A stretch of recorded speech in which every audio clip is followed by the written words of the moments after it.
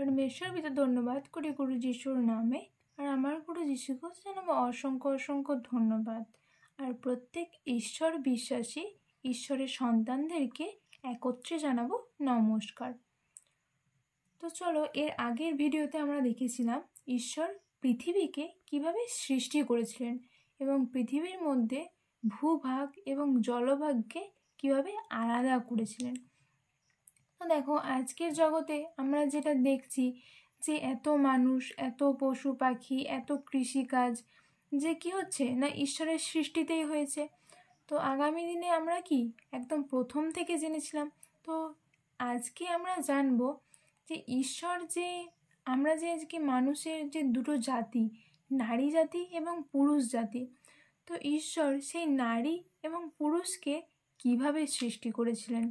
তো আমরা আজকে তো যে ঈশ্বর যে নারী এবং পুরুষ তাদের নাম দিয়েছিলেন কি আদম এবং হবা। তো আজকে আমরা জানবো যে ঈশ্বর প্রথম যে পুরুষকে সৃষ্টি করেছিলেন, মানে আদমকে সৃষ্টি করেছিলেন, সেই আদমকে সৃষ্টির বিবরণ আজকে আমরা জানবো। তো চলো দেখে নিই আজকে পবিত্র বাইবেলের আদি পুস্তকের এই যে 2 নম্বর অধ্যায়ের প্রথম নরনারীর বিবরণ। এই নরনারীর বিবরণে 7 নম্বরে আছে। তো দেখো, এখানে ঈশ্বর বলছেন যে আর সদাপ্রভু ঈশ্বর মৃত্তিকার ধূলিতে আদমকে, আমি কিছুক্ষণ আগে বলছিলাম না যে ঈশ্বর যে প্রথম পুরুষকে যে সৃষ্টি করেছিলেন তার নাম কি দিয়েছিলেন, আদম দিয়েছিলেন। তো বলছে মৃত্তিকার ধূলিতে, মানে মাটির যে ধুলো, মাটি দিয়ে কি করেছিল, আদমকে কি সৃষ্টি করেছিল, নির্মাণ করিলেন। এখানে লেখা আছে আদম মানে অর্থাৎ মনুষ্যকে কি করলেন, সৃষ্টি করলেন। আর তাহার নাসিকায় ফু দিয়া প্রাণবায়ু প্রবেশ করালেন। তো দেখো যে মাটি দিয়ে তো আদমকে, মানে এখন আমরা যে মূর্তি দেখি না, নানা রকম ঠাকুরের কি প্রতিমা মূর্তি যে দেখি, তো মূর্তি কি আছে, মাটি দিয়ে তৈরি আছে। তো সেই সময়ও কি ছিল না, আদমকে ওই মাটি দিয়েই তৈরি করেছিল। কিন্তু তার প্রাণবায়ু, আমরা যে এখন নিঃশ্বাস প্রশ্বাস নিচ্ছি, তো যে প্রাণবায়ুটা কীভাবে সৃষ্টি করেছিলেন, নাসিকায় ফু দিয়ে সেই প্রাণবায়ু প্রবেশ করাইলেন। তাহাতে মনুষ্য সজীব প্রাণী হইল। তাহলে কি আমরা এখন একটা সজীব প্রাণী আছি। তো তখন যদি পর ঈশ্বর না নাসিকায় ফু দিতেন তাহলে কি আজকে আমরা সজীব হতাম।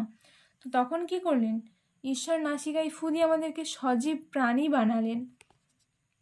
আর কি বলছেন যে আর সদাপ্রভু ঈশ্বর পূর্ব দিকে এদনে এক উদ্যান প্রস্তুত করিলেন। এদন একটা জায়গার নাম ছিল, ঈশ্বর সেই ভূমিস্থলের কোনো এক দিকের নাম, পূর্ব দিকের নাম এদন দিয়েছিলেন।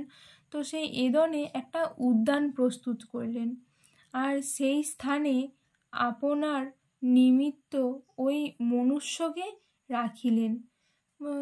আপনার নির্মিত মানে ঈশ্বর যে মনুষ্যকে সৃষ্টি করেছিলেন সেই মনুষ্যকে সেই উদ্যানে রাখলেন। আর সদাপ্রভু ঈশ্বর ভূমি হইতে সর্বজাতীয় সুস্বাদু ও সুখাদ্যদায়ক বৃক্ষ এবং সেই উদ্যানের মধ্যস্থানে জ্ঞান বৃক্ষ ও সৎ জ্ঞানদায়ক বৃক্ষ উৎপন্ন করিলেন। বলছে ঈশ্বর যে ওই উদ্যানকে সৃষ্টি করলো ওই মনুষ্যের জন্য, সেই উদ্যানে কি করলো, সর্বজাতীয় সুস্বাদু ও সুখাদ্যদায়ক বৃক্ষ সৃষ্টি করলেন। যাতে কি সেই আমরা যে এখন মানুষ আছি, আমরা কি খাবার দাবার খেয়ে তো বেঁচে আছি। তো সেই খাবার দাবার খাওয়ার জন্য কি সুস্বাদু ও সুখাদ্যদায়ক ফলের বৃক্ষ কি ওই উদ্যানে লাগিয়েছিলেন। এবং ওই উদ্যানের মধ্যস্থানে জ্ঞান বৃক্ষ কিনা লাগিয়েছিলেন। আর কি বলছে, আর উদ্যানে জল সেচনার্থে এদন হইতে এক নদী নির্গত হইল। বলছে যে গাছগুলো যে বেঁচে থাকবে তার জন্য তো জলের প্রয়োজন। তো সেই জলের জন্য কি করলো, ওই এদন থেকে একটা নদী নির্গত করলো। এবং কি বলছে, এবং তাহা হইতে হইতে চতুর্মুখ হইল। মানে সেই নদীটা মানে চারদিকে গমন করল। প্রথম নদীর নাম পিষণ, ইহা সমস্ত হাবিলা দেশ বেষ্টন করলো। মানে হাবিলা নামক একটা দেশ ছিল, সেই দেশে কি করলো, ওই পিষণ নামক নদীটা গিয়ে পড়লো। তথায় স্বর্ণ পাওয়া যায়, সেখানে কি পাওয়া যায়, স্বর্ণ, সেখানে স্বর্ণ পাওয়া যায়। তো আর কি বলছে, আর সেই দেশে স্বর্ণ উত্তম, সেইখানের স্বর্ণ কি আছে, খুব সুন্দর আছে। এবং সেই স্থানে গুগ্গুলু ও গোমেদ কমনি জন্মে, মানে সেখানে গুগ্গুলু ও গোমেদ কমনি জন্ম নেয়। দ্বিতীয় নদীর নাম গিহনী, ইহা সমস্ত কুশ দেশ বেষ্টন করলো। দ্বিতীয় নদীর নাম গিহনী রাখলেন, সেটা সমস্ত কুশ দেশ বেষ্টন করলো। আর কি বলছে, তৃতীয় নদীর নাম হিদ্দেকল, মানে কি দ্বিতীয় নদীর যে নাম তিনি কি রাখলেন, হিদ্দেকল, ইহা অসুরিয়া দেশের সম্মুখ দিয়া প্রবাহিত হইল।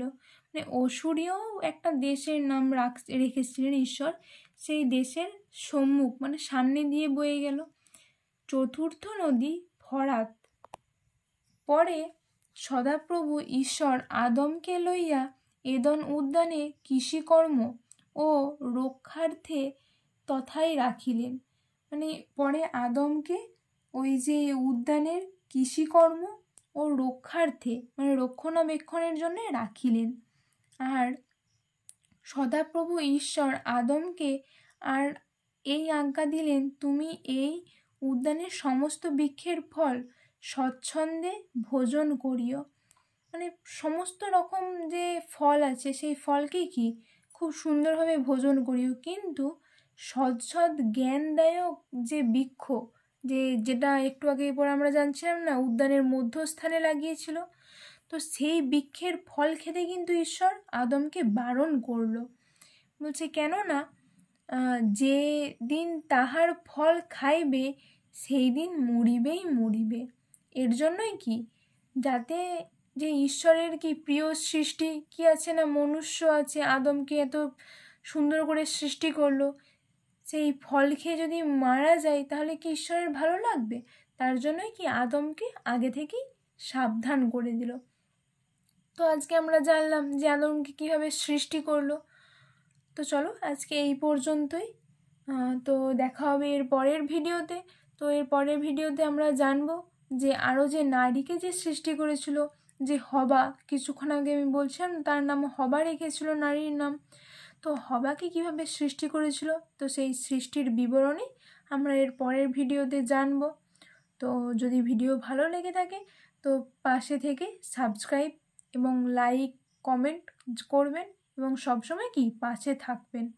তো এরকম আরও ঈশ্বরের নতুন নতুন সৃষ্টি বা কি এখন আমরা জগতে যেসব বিষয় জিনিস দেখতে পাচ্ছি সেই সৃষ্টির কথা আমরা আরও জানতে থাকবো আগামী ভিডিওর মাধ্যমে।